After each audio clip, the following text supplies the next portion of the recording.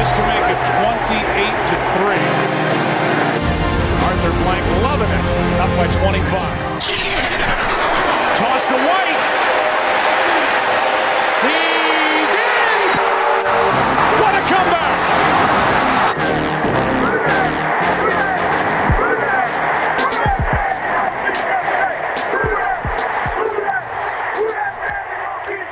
Hey everybody, welcome to the 28-3 podcast.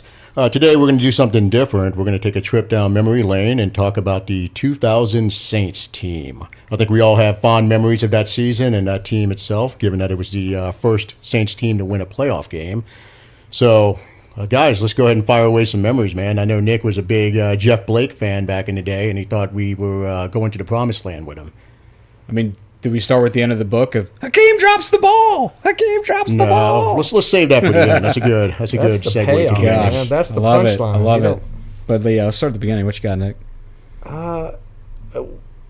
One of the outside of the Brees era, probably the funnest team we've ever had. Had to be, right? The defense was better than kind of you thought. We had 3 double-digit sack guys that year, which I don't think the Saints have ever done in another season. Have they? We probably have in the Dome Patrol era, but we'd have to Double-digit fact check. sacks? Who? Swilling and Ricky, but who would have been the third back then?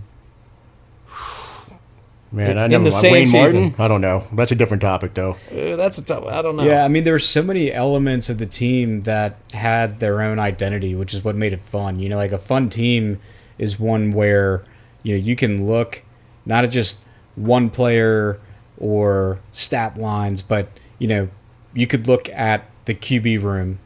Like that QB room was Jeff Blake, Aaron Brooks, and Jake Delhomme.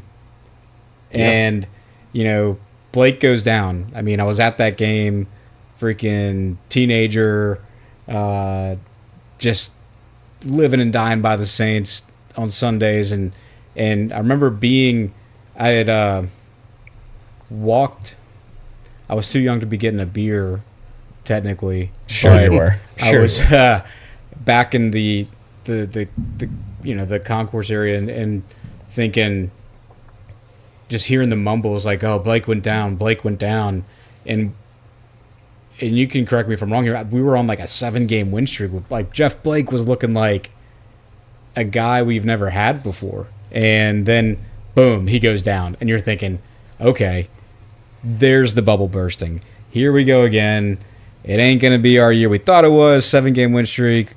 Well, there was a couple moments in the season like that. I remember when Ricky Williams got hurt. I was devastated, man. First off, that was the year we expected Ricky, after Dick gave up the entire planet to get him, right, to finally hit his stride. It looked like he was like an exceptional receiver that year too, I believe, before he got hurt. He kind of always, to me, was an exceptional receiver. It was just that we had a mobile QB who could, and an accurate QB with a strong arm who could throw it to Joe Horn. Make the decision. He could throw it to Joe Horn Brooks could throw it to Joe Horn, but with Jeff Blake, he was the one who could make the decision.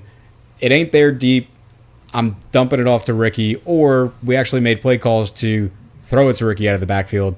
And so it allowed him to do something Jeff he was Blake already good threw like one of the all-time great deep balls, though. Like he really did, man. Back in the Cincinnati Carl days. Pickens and like just Darnay chucking it up in the air. His spiral was so good, the ball looked stationary in the air. It just didn't move. It looked like it came out of a jugs machine. It just went straight up in the air. It was perfect. Yeah, and it was unbelievable. He would throw it 30 yards ahead of him, but with so much height that they had plenty of time to run underneath it. It was a sky ball every time he threw that deep ball. And in Cincinnati, they had the speed to capitalize on that with Pickens high pointed. Darnay was a speed demon, so he would run under it all the time. We got here, and Joe Horn was fairly new here. No one knew. No one knew him, but he was the deep guy for Kansas City when we brought him. He was the guy but he who only ran had the like 400 400 or yards. 500 yards. Right. He was the niche guy who would open up, take the top off the defense. Right. And all of a sudden, we had a guy who could throw it. And like Corey said, we started off slow that season, I think, and then Blake went on a tear. Yeah. And we started winning like hurt. crazy. We were running the offense through Ricky, but Jeff Blake was making all these big plays, and then he gets hurt. We think the season's over, and then this guy, afterthought that we had traded for from Green Bay, comes in, and Aaron Brooks, and looks like the modern version of what we think a quarterback's going to be. He can run the ball, he can roll out, he can get out of the pocket. He runs it a little bit, not at an elite level, but had mobility, could throw the ball deep, had a big arm. Yeah. And all of a sudden, we're in the playoffs, sort of out of nowhere, and win our first playoff game ever. Yeah, let me run through some of the players on this team, man. This is a fun list. You got Aaron Brooks, obviously. Jake Delhomme was a backup after Jeff Blake went on IR. Billy Joe Tolliver. He was still on that team? He was still on the team, apparently. You had Ricky Williams, Chad Morton, who was a crowd favorite for a hot minute when he got there. The best player on this team is still Leroy Glover. Yeah. A monster. Fast Freddie McAfee was still on the team as a kick returner. Freddie Mac was one of our favorite Super Bowl fullbacks. champ. One of our favorite fullbacks, not quite Lorenzo Neal, as we covered a few episodes ago, but Terrell Smith. Terrell Smith was always a a fun badass. fullback. You're right. Wide receivers, Joe Horn, Willie Jackson. Everyone loves Willie Jackson and Joe Horn. And Arizona State. Keith Poole. Keith Poole, baby. Yeah. Jake Reed. Reed. Dude, this was a fun team, man. Jake Reed well past his prime, but Who yes. was our Jake tight Reed. end on that team? Andrew Glover. And also Lamont Hall. I remember him. Yeah. Andrew Glover caught like 4 touchdowns. Willie Rofe was on that team. Who was our... You had Kyle Turley, Wally Williams, Wally Williams, yeah. Chris Naoli, Jerry Fontenot. That was a badass. Dude, this was a badass team, man. That was no wonder they won Look that at the playoff game. defense. I'm telling you, the part that people don't realize is Darren Howard, Leroy Glover. Yeah, you got Norman Hand. Norman Hand was on that team. The Joe starting Johnson. Joe Johnson had 12 sacks, right? 12? I don't remember offhand. I think he had 12. He had 11 or 12. Darren Howard had 11 or 12. Willie Whitehead. No, Howard had 8, I think. 8 or 9. It was something like that. Oh, He just that was missed his it. double-digit year. Check it. Check it real You know, quick. you knew it was a good year. Leroy had 17 that year. He was everywhere. I mean, he was unstoppable that year. And, again, you mentioned the offensive line. Like, if you could take that offensive line in their prime and just swap them for everybody we have now, it would just be carnage on the field. But moreover, that defensive line was a reason, there were so many little moments with that team where it was the first time in so long That's a where great the offensive national line. the national That's a great media, offensive line, great yeah. offensive line, but Great defensive line. What's crazy about that is that the defensive line was even better, Way better. than the offensive line. Way better. And so it was the first time in so long where you had all these little moments of like, wait, have we kind of made it as a team? Well, look at the Because linebackers. I'll never forget, and it shouldn't even be that big of a deal.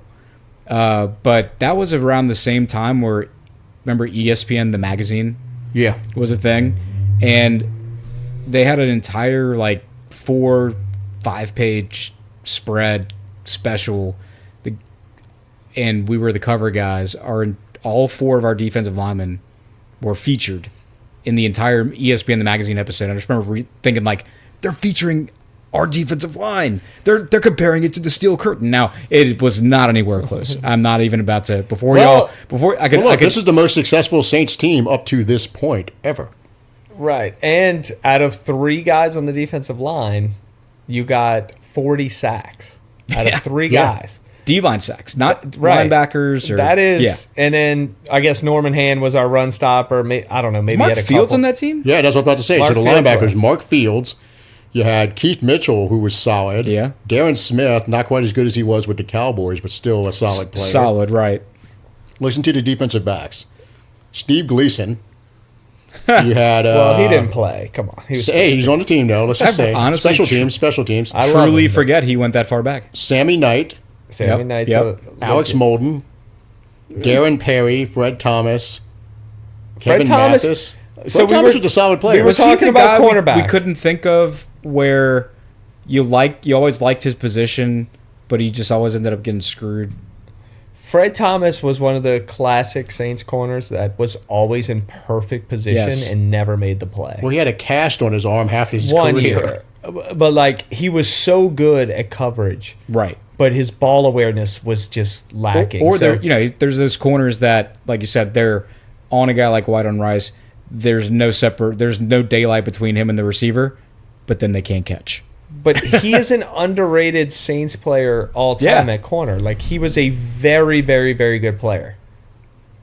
Yeah, there's some good players on IR too. So we already mentioned Jeff Blake, Cam Cleland, everyone's favorite whipping boy. Oh, that was not a good player. Charlie Clemens was a solid player. He was. Let's see, Steve Israel, I believe, was a starter at one point. Or Fred Weary as well. Weary was. I think the disappointing part of that team is Alex Molden being a first-round pick, never really being that. Well, it should have been Eddie George, as we know. From that draft. Supposedly we had to have Eddie George, but we had Ricky Williams though. So, right? Well, no, Molden was before. Molden was 96. You're right. Molden was 96. It was supposed to be Eddie George, which means we wouldn't have done the Ricky Williams trade. Right. But he never really. I mean, he wasn't good, if we're being honest. Yeah. Well, here's one for you. Guess who was on the practice squad? The Beer Man. Yeah. Well, he had a good career after that. Did he not make his appearance till the No, following he didn't make year? it yet, I don't think. Dude, that was a fun team, man. That was a really fun team. And think about it. We had, the Jeff Blake injury happens, and at that point, you have no idea what you have with Aaron Brooks. I mean, it was a midseason trade that brought him to the team. He comes in, wins his first start, and I believe it was against the defending Super Bowl champion Rams in St. Louis. Yeah. You see, when we get back home, we were home for the playoff game. For the playoff game, I'm talking about for his first regular season game, was against the Rams in St. Louis. And that's where he ran wild, right? Right. Like, and I remember this, I like looking back on years like this when they're so far in the past, but not that far in the past. Right, because you can still remember. I like looking at the coaching staffs and some of the GMs. Yeah. Randy Mueller was kind of a revelation. We thought we had the next Jim Finks with Randy, because I mean, and I don't think most people were wrong for that take, because look at the shit we had to deal with Ditka, and then Mueller comes along and says, "Hold on, I'm going to handle this situation like an adult." Yeah. And make some sound draft picks, get some, good quality. I know who we are. I know what this destination is for free agents. So I'm going to go get a guy like Joe Horn. I'm going to invest in the guys like, Glover, Hand, those guys. But also the coaching staff. We all know and love Rick Ventori. That's not a surprise as the assistant coach. Obviously, Jim Haslett being the head offensive coordinator. I don't know if you're cheating and looking, Max, but... No, I mean, I know who it is, just without even looking. Yeah. Mike McCarthy. Mike McCarthy. I totally forgot about that. We hated him, by the way. Saints fans hated him, by the way. Yeah, and apparently... And he's had a pretty lucrative career. He's a lucrative career. I mean, I wouldn't want him now. Take a look at your director of football administration back then. Right. Waiting in the wings. One Mickey Loomis. Waiting in the wings. Nick's favorite. So So that's always fun. I mean... Y'all are more amped about that than me. No, I mean, it's just funny looking at the team, dude. It's just... Do you realize, we loved Brooks, right? Hold on. We started off 1-3 that year. And Jeff Blake turned it rattled around. off 6 straight wins. And then they lost to the Raiders. That's the game where Blake got hurt. Right, where he got hurt and took over. And then Aaron Brooks comes in, and we beat the defending Super Bowl champions at the Rams. I remember that game. Yeah. But you remember how much we loved Brooks, and that... Oh, God, I got a Brooks jersey the second I could. Yeah. You watched him play, and you're like, wow, this is what quarterback's going to look like. Yeah. Yes. His first full year, he rushed for... 350 yards. He could move around. He threw for 26 touchdowns his first full year, 27 his second full year. His record with the Saints. Guesses. What do y'all think? I don't want to know. I know it's a losing. It's got to be a losing record, right? What's your guess? I really don't know. I'm not even going to throw it out there. Whose record with the Saints? Brooks. Aaron Brooks starting quarterback. What's his record? How many years did he end up starting? 6. Good Lord, he was the starter for that long. Well, 5.5 if you count the half season. I'm going to venture to say it was not a winning record. It was going out on the limb there, are we? Yeah, I'm making it. It's a bold take. It's a bold take. 38-44. Okay, that's about what I expected. Yeah, never won 10 games. Yeah, I was going to say it was either going to be a losing record or a winning record. One of the two. You're right in the Definitely ballpark. one of the two. But never won 10. My point is, never won 10 games. Yeah. had one massive win by all accounts in his rookie year. Not rookie year, but his first year starting with us.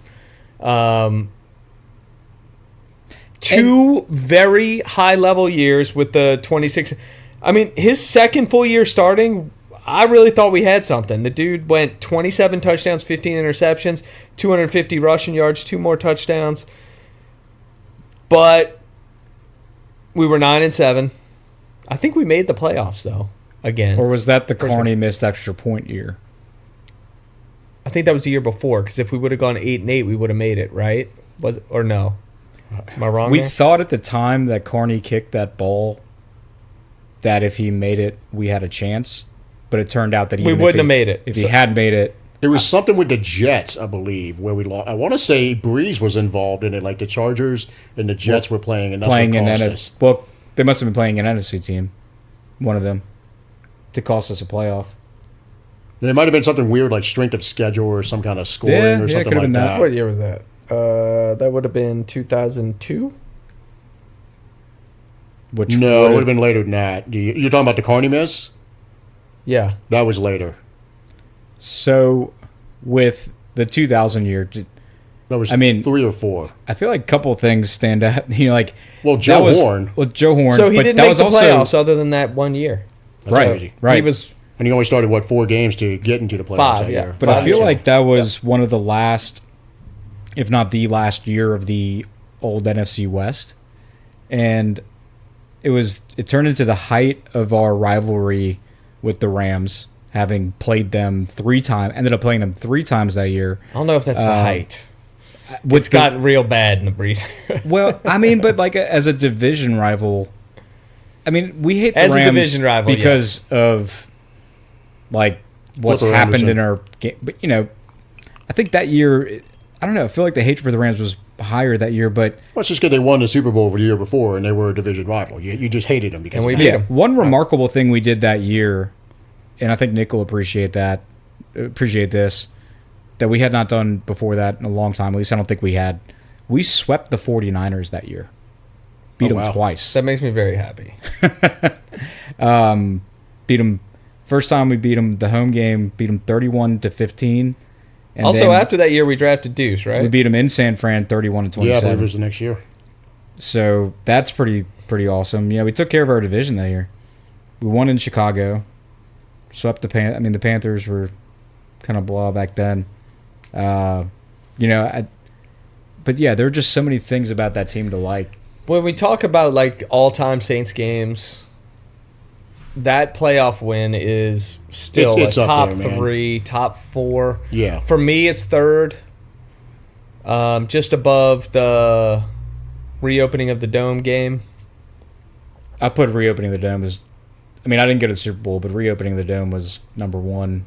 Super Bowl is For number me. 1. I'm gonna say it as a yeah. Saints fan. That game, the It's a playoff game was 4-way more tie important. for me. It's a 4-way tie. As a sporting event, the Yeah. reopening of the Dome game rivals anything you'll ever go to in your life as a sporting event. Absolutely. Because it was so crazy. It honestly I mean- transcended sporting. It was even any event you could go to. You two played before the game. You had Better Than Ezra playing in front before the Yeah. game. It was- You had Green Day was playing Yeah. at halftime too. Yeah. As an event, As an event, it's up there. was an all-time something you'll never forget. Yeah, I was a sophomore at Georgia and I was a junior because Katrina hit when I was a sophomore. I flew in specifically for the game at a time when I really shouldn't have been just flying from Athens, You were Atlanta balling to out. New Orleans. Got I really first- wasn't. got I really PJ fly on over to New Orleans, catch a No, I Saints really game. wasn't. I will say, I was lucky enough to have a grandfather who was an original season ticket holder and still had his seats continuously up through that point. And he loved nothing more than spoiling me and my younger brother, bringing us to Saints games since we were young. And it would always be him, my grandma, me, and my brother. Now, when I was in college, I didn't go to as many games, but I called them, when I knew my schedule, made a call and said, look, I think if I can make it in, I'll get my plane ticket. will you have a ticket if I make it in? And he was very, devout Catholic, scholarly, all that stuff. He said, no. Because I like you. He said, I'm not letting you come in for a football game, miss class to come in for a football game. I'm like, Pop, this is not just a football game. This is not going to be any other football game. I have to be there. And there was like a hard no. And I looked at the flight schedule, and there was a flight. There's a way that I could take a flight right after my last class on Monday, get to New Orleans, fly back Tuesday Hold morning, on, let's save this and not miss a Let's class. save this story for when we inevitably talk about. Yeah, that no, season. but I went there. pause. And that's all. That's all I had to say. So you're putting that game ahead of. Did you go to the playoff win? Or yeah, No. yeah. You put it above the playoff win as a I am Saints too, fan. if I have to.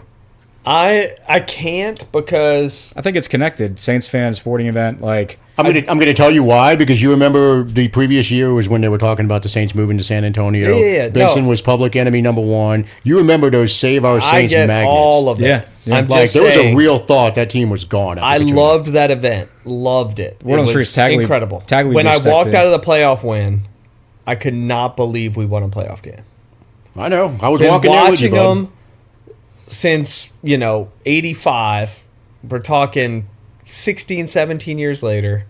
The first time they won a playoff game, like, okay, the Saints are here. Like we're gonna be a good team now. After all this bullshit, my whole life, the feeling leaving that game as the significance of the game itself was the biggest. The better event was the Atlanta game, the Gleason block, the rebirth of the Superdome. That is second only to the Super Bowl in any football game I've ever been to, for sure. But as a Saints fan, the impactful one was winning that first playoff game. See, and this From is a why I'm going to take football the easy way out, perspective. and it's a four-way tie. It's the Super Bowl, it's the NFC Championship, it's the rebirth, return to the Superdome game, and then it's the first playoff win. And honestly, that's probably the order I put them in if you put a gun to my head, but I'm going to cheat and call it a four-way tie. Yeah, the championship game, after that, I was like, these motherfuckers are going to go lose the Super Bowl. That's what I felt. Yeah, but that didn't stop us from celebrating, dude. Oh, absolutely. But I'm like, how? Like, that was, like, I felt that was so much luck in that game. It Yeah. was. And Thank not you, that Adrian we Peterson were and an Brett Favre. awesome team. Good we were an Lord. incredible team. That game itself was, man, the shit fell our way for once. Like, maybe Yeah. the only time in Saints history the shit fell our way. And I had the same, and bringing it back to the 2000 team, the same feelings were coming up in the playoff win, the first playoff win, because, we beat the Rams in the regular season. Yes, they beat us, but remember so much hype around that team, the greatest show on turf. Yeah. I mean, and it was legit hype. Those dudes were. They weren't defending champs that year, right? They had Yeah, just they were. lost They the were. Super Bowl. They were. No, they were beat the defending- Rams the year before. And They only got that one title, remember? Yeah, and then they lost the next Super Bowl, I thought. No. They didn't go to the Super Bowl 2 years in a row? they lost to the With Kurt Patriots, Warner? right? I thought they went back-to-back years, beat New England, and then lost. No, they beat the Titans. beat beat the the Titans, Titans. lost to New England the Lost next to New year England. in Yeah, New they never Orleans. won another Super Bowl. And after then that. we beat them. I I think. don't think they won another Super Bowl. They didn't. I'll look it up. But my point is, they were They were coming off a Super Bowl appearance. They were the dominant team in NFC. far and away the best offense Yeah. in the NFC, in the NFL. By all accounts, a lot of people had them as the best offense they had seen in years. And They were. here we were playing them, thank God, in our own house. And I remember that game as, we got off to a great start, and we had a sizable lead, and we were thinking, here we go.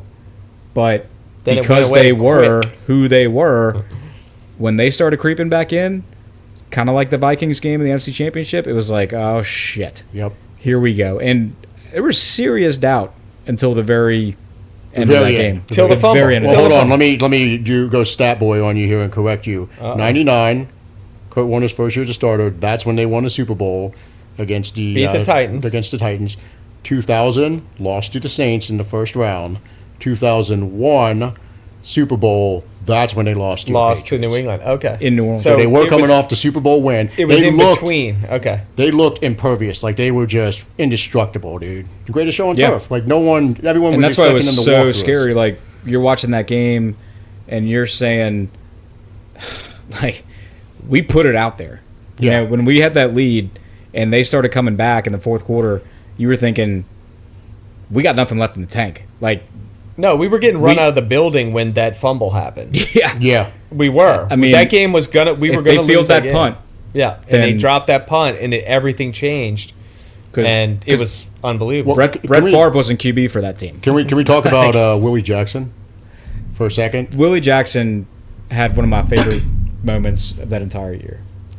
Yeah, I he mean- was 6 catches, 142 yards, 3 touchdowns in that game. That is absurd. When you talk about a guy Yeah, showing he had like up, 300 more yards the whole season. because that team had Aeneas Williams at What do you quarterback. have? 623. 623, right? Now, So it's I a had never quarter s- of his yards. Sorry. before. I had never seen before, and nor have I ever seen since, a man in an NFL uniform in the middle of a game walk into the end zone, or really at any other juncture on the field, and truly walk. When he got so wide open on that touchdown, and then just decided, rather than do some kind of weird run-of-the-mill touchdown dance, this dude decides to just walk. Man, It's it was like- fantastic. I mean, I was, Was like, that Joe what are Horn's you best doing? year? What are you doing? And he just, but Second best year. Joe Horn went bananas. Like Yeah. 1,300, I think, 8 touchdowns. Was that his best or his second best? Didn't he have 1,400 Yeah, he did, actually. It's a year after or 2 years after? Well, the fact that he came in from Kansas City where, he was kind of an afterthought on that team, and he comes in, so he had 586 yards the year before, which by far his best season, and 6 touchdowns. So he was on the come up. With us, first year, 94, 13, 40, 8 Yeah, touchdowns. 8 touchdowns. Follows it with 83, 12, 65, 9 touchdowns. 88, 13, 12, 7 touchdowns. But he had a 1,400, I thought, no? He never got to 14. He missed about 1 yard. Okay. damn. Dude, his stretch run, man. That's why Well, I he made say, 4 or 5 straight Pro Bowls with us. Yeah, that's why, as we talked about in the all-time peak, Saints team with everybody at the peak of their powers. Give me Michael Thomas at the peak of his powers next to Joe Horn with Colston in the slot. Well, Joe Horn was a better player than Colston. Colston's Yes, longevity absolutely. was like, he was a was- better player. he was a better football player. It's a different era too, man. They weren't throwing the ball around. No, that I much. get it. Like Yeah, Colston was put in the right spots a lot. Colston and Drew Brees. The Sorry. benefit of the most accurate quarterback. Joe Horn did that with 2 different quarterbacks. One of them basically a rookie. Right, Yeah, that's how you know. And Joe Horn was kind of almost like the perfect receiver for the strong arm quarterbacks that we had, because that dude was just a zone breaker. When you watch the game recaps on him, he found the soft spots no matter who we were playing. It could Yeah. have been the best defense in the league. He still found that It's- perfect soft spot between the linebackers and the safeties. And when you had a guy like Brooks, even before that with Blake, those dudes could release it in nanoseconds, But zip that ball Horn- in, and put it on the spot. Horn made a big difference for those guys because of what he could do. Could get open. Drew made Colston, Correct. in my opinion, and Lance Moore, and Willie Snead. And Right. So this is why I would have loved to have seen prime Joe Horn, peak of his powers, with prime Drew Brees, peak of his powers. I would have loved to see that. More than that, I would have loved to see peak Brees with Michael Thomas, because Noodle on Brees made Thomas the offensive player of the year. Yeah. Okay? Like, Brees at not peak of his powers got a guy who was a step above most receivers and turned him into the best offensive player in the league. That would have been fun to see for like 5 seasons in a row. Brees never had that, obviously. Colston being his best threat. He made Jimmy Graham the best tight end in the league for 5 years. Yeah. He did do that. Yeah. So I mean, I think it's obvious. Like we let off with the punchline, the favorite moment from that year, Hakeem dropping the ball. I don't know, man. My favorite moment is when the guy behind us, Nick, you want to give us a line? Majored in plumbing, minored Minored in in plumbing. plumbing. Man, that guy was a legend that season. Well, he was being negative on the Saints at the Yeah, he time. was. In that This is before the Hakeem fumble, where we were trying to run out the clock in true Hazlitt fashion. Dude, we messed with him the rest of the time after that fumble. Well, I And mean, he swore we were going to lose the game because of Hazlitt's play call. And he said, I don't know much. I majored in plumbing, minored in plumbing. But that's a bad play call. And he wasn't wrong, but it ended up that is working like out. the most Saints fan statement ever. I mean, anybody who the opinions get stronger with our fan base as their knowledge of the situation decreases. Well, let's wrap it up with this. What's your favorite moment from the game? Not Oz Hakeem fumbling the ball. What's your favorite? For me, it stands out of my mind is Willie Jackson walking into the end zone. Yeah, I'm with you on that. With I his agree. arms out. I mean, It was so cool, man. Perfect celebration that began before he was even in the end zone. It's just a slap in the face to that defense of like, this is how much you blew your It was coverage. the first time we had swagger. Yeah, and And then we immediately shit our pants. Let's be honest. Well, look, The fourth quarter was going really bad right after that. Hey, We doesn't matter. dominated. We won. We won the game. We dominated that game. If y'all remember, we were in complete control But we just, for 3 quarters, and then in the fourth That's what quarter, I'm saying. we started to freak out and we stopped playing our game. Just like you said, the was a swag here went we- away here we because go again Hazlitt moment. started running the ball up the middle, and we were watching it fade away. You can't and then shut it down Oz too early. fumbles the ball inside his own 20. Brian Milne fell out of the 10-yard line. I mean, like, Love Henderson's calls on that shit, man. I mean, it's hard for me to think of any play but that play in that game because I can't when think of that that play play without- happened, the dome went insane. no one could God, believe yeah, it. dude. No one It could was believe it. crazy. And it truly is. I mean, Brian Milne, of all people, to be the hero of that game. You know, I know there's a lot of Running people back Brian Milne. who did stuff. Was he Division III, Max? sick mustache? that game in the dome when that happened was top 5 moment all time. The dome, you couldn't hear yourself think. It was just such a It shock. just went crazy. Because everyone was convinced. We that knew we were going to blow it because we gonna always had. We this- always had. We were going to die the slow death. Right. It wasn't going to be our year again. That's what we 10 did. wins down the drain. You know, your plumber guy was right Our plumber until guy until he wasn't. he was very happy that day. That was the happiest plumber I've ever seen. That's how those guys live. You know, I think that truly keeps them alive because if they actually got their hopes up, they'd Let's point out, The Max blood and pressure I would be even spent worse. every dime we had to be down there, like right by the field, and this plumber was there too. So he's, Right. you know, that Oh, motherfucker yeah. spent every nickel he had. they're justifying it. We were there when the Turley helmet came into the crowd, like Yep. right next to us. Like we were on the field, spending every nickel we had. I remember watching that game from my grandpa's seats and thinking I couldn't tell from my vantage point. I was like, did he just throw a human head? It was like the wildest scene. Yeah, we were chucking beer bottles on the field. Yeah, It was God, bad. That was like a So Corey, quiz question: yeah.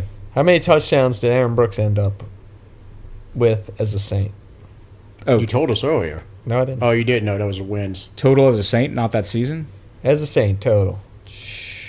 Oh God, Saints Hall of Famer. 6 seasons. I feel like you got if you just guess like it, you'll probably 100 be pretty close. Over 100, 120. 140. It's 120 exactly. Holy shit. Damn, That was a there guess. you go. 20 a season. That was like some Nick shit right there. He went 9, 26, 27, 24, 21. Now, keep in mind, 27 touchdowns back then That's a lot was like that would have put you in the top 25 in NFL history. because that was in the era of the lead blocking fullback. Yeah, the Lorenzo Neal era. You know, I think we might need a whole special episode on blocking fullbacks. We're going to release that. I wouldn't know anything about That's him. our outtakes. Well, let me say this. So I remember, so we win the game. It's the greatest moment of our lives up until that point, and then we have to play the Vikings Oh in God, Minnesota. They murdered that game us. sucked. And Nick, you know this. I was the biggest Randy Moss fan when he was in college and all the way to the NFL. And he puts up 2 catches, 121 touchdowns. yards, 2 touchdowns Yeah. against us. And we got blown out the And we building. got blown out. We weren't So- even close. Brooks, like, that was Dante Culpepper. that was right? foreshadowing for 4 years later for us with Yeah, Brooks. yeah. But He did have 4 straight 3,500-yard seasons and 20 touchdown seasons. He was serviceable. That was the second best More than quarterback serviceable. we had ever had. Yeah. I actually got, just like y'all love to give me shit. It was kind of a hill. It wasn't a hill I died on, but in college I But it's about to be. made the mistake.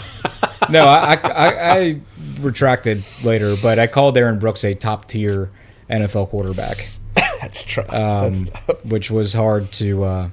He wasn't. I died on the hill, and then I came back and said, "Yeah, no, he wasn't." He was a. Well, at least you led this time where I died on this hill, and I'm going to. And I plant my understand it was flag wrong. on this hill. Yeah, He and so was- that was in about 2005, I think I said that. So it only takes about 18 years for me to. But- Well, that get was in there. your prime fullbacking days, so you probably had a few head injuries, some concussions you didn't know about. So you Yeah. probably look like a top tier For guy. better or worse, Yeah. as in the Saints' history, I got up to 226. he's a if you- very important player. Yeah. Is he the second best quarterback in Saints history up to this point? No.